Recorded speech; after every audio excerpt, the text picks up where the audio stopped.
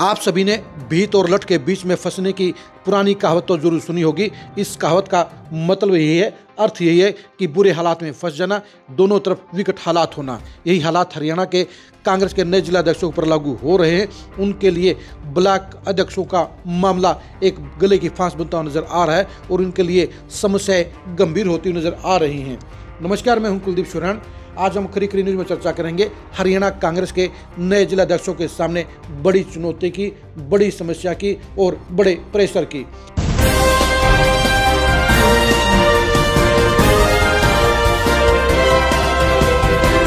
Congress high command ने हरियाणा के अपने जिला अध्यक्षों को जो टास्क दिया है, उस टास्क के अंदर 20 दिन में उन्हें ब्लॉक अध्यक्षों की सूची तैयार करके हाईकमान के पास भेजनी है, यानी रिकमेंडेशन करके ऊपर भेजनी है।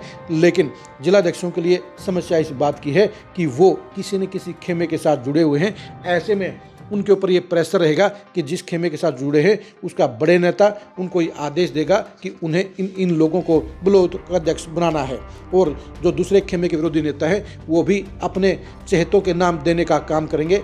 ऐसे में जिला अध्यक्षों के लिए ये सबसे बड़ी समस्या रहेगी कि वो किसे हाँ करें और किसे ना करें। उन्हें अपने बड़े नेता की बात को मानना मजबूरी होगी, क्योंकि वो उनके लिए आदेश होगा। और ऐसे में इस बात की संभावना ज़्यादा है कि जिस खेमे के जिला अध्यक्ष जिस जिले में बने हैं वहाँ पर उस खेमे के ब्लॉक अध्यक्ष ज़्यादा होंगे।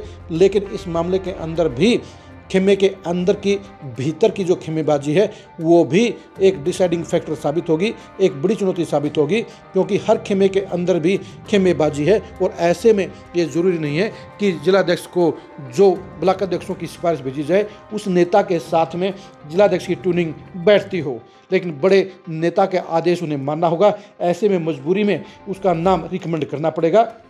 लेकिन बड़ी दिक्कत इस बात की भी है कि जिस जिला अध्यक्ष के लिए विरोधी खेमे के नाम आएंगे, अगर वो उनको इग्नोर करेगा तो ऐसे में विरोधी खेमे के नेता उनके ऊपर प्रेशर बनाएंगे, उनकी शिकायत ऊपर भेजेंगे।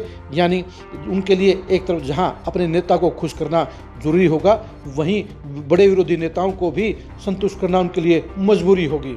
वहीं पर पार्टी के लिए समर्पित नेताओं का ख्याल रखना भी उनके लिए एक बड़ी चुनौती होगी।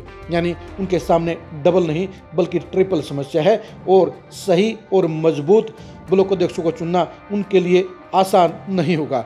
सबसे बड़ी बात यह भी है कि जिला अध्यक्षों को समस्या ये आएगी कि वो जिसे भी बड़े नेता के आदेश पर ब्लॉक अध्यक्ष बनाएंगे वो बड़े नेता के हिसाब से काम करेगा, वो जिला अध्यक्ष को कुछ नहीं समझेगा और जिला अध्यक्ष उनके ऊपर मोहताज हो जाएंगे। यानी अगर जिला अध्यक्षों को अपने ब्लॉक अध्यक्ष चुनने की आज़ादी मिलती तो फिर वो अपने साथ ट्यूनिंग वाले नेताओं को ब्लॉक अध्यक्ष बनाकर पार्टी के संगठन को मजबूत करने का काम अंजाम दे सकते थे। लेकिन अगर बड़े नेताओं की सिफारिश के आधार पर ब्लॉक अध्यक्ष बनाए जाएंगे तो फिर वो जिला अध्यक्ष को कुछ नहीं समझेंगे, वो बड़े नेता के आदेश के हिसाब से वर्किंग करेंगे। ऊपर से हरी झंडी मिलेगी तो ब्लॉक अध्यक्ष के साथ मिलकर काम करेंगे। अगर बड़े नेता ने इनकार कर दिया तो वो उन हालात में फिर वो जिला अध्यक्ष को कोऑपरेट नहीं करेंगे। यानी फिर जिला अध्यक्ष एक पंगु बनकर रह जाएंगे, उनके पास मजबूत टीम नहीं होगी और उन्हें अपने बलबूते पर ही पार्टी के जनाधार, पार्टी के संगठन को मजबूत करना होगा। यानी जिला अध्यक्ष इस मामले में लाचार नजर आते हैं। उनके पास में हाईकमान ने बड़ी पावर देने का आश्वासन तो दिया है, बात भी कही है, लेकिन फील्ड के अंदर ज़मीन के ऊपर हालात कुछ और ही हैं। क्योंकि 20 जिलों में जहां भूपेंद्र हुड्डा खेमे के समर्थक जिला अध्यक्ष बने हैं, वहीं पर 10 जिलों के अंदर कुमारी शैलजा के समर्थक जिला अध्यक्ष बने हैं और 2 जिलों के अंदर रणदीप सुरजेवाला के समर्थक जिला अध्यक्ष हैं। ऐसे में जिला अध्यक्ष के तौर पर हम मान सकते हैं कि एक एग्जाम्पल के तौर पर अगर हिसार को ले तो हिसार में रणदीप सुरजेवाला के जिला अध्यक्ष ब्रिजलाल बैबलपुर बने हैं, लेकिन उनके साथ में अभी तक भूपेंद्र हुड्डा खेमे के नेताओं ने ट्यूनिंग नहीं बिठाई है। भूपेंद्र हुड्डा खेमे के विधायक और MP अभी तक ब्रिजलाल बैबलपुर को समर्थन देने के लिए आगे नहीं आए हैं, उनकी बैठकों में भी शामिल नहीं आए हैं।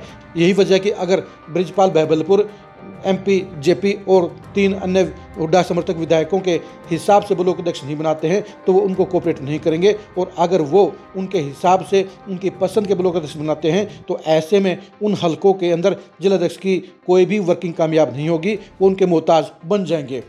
जहाँ तक हिसार के इस मसले की बात है तो वहाँ पर ब्रिजलाल बैबलपुर को कुमारी शैलजा और उनके समर्थकों का सहयोग तो मिल जाएगा, लेकिन भूपेंद्र हुड्डा खेमा उनको सहयोग करता हुआ नजर नहीं आया है। और यही कहानी बाकी सारे जिलों में भी लागू होती है, यानी जहां पर जिस खेमे का जिलाध्यक्ष है उस खेमे के नेता तो उसे सहयोग करेंगे, लेकिन बाकी खेमे के नेता उन्हें कोऑपरेट नहीं करेंगे। और यही वजह है कि जो खेमेबाजी खत्म करने का राहुल गांधी ने आदेश दिया था, संदेश दिया था, वो लागू होने के आसार नहीं है।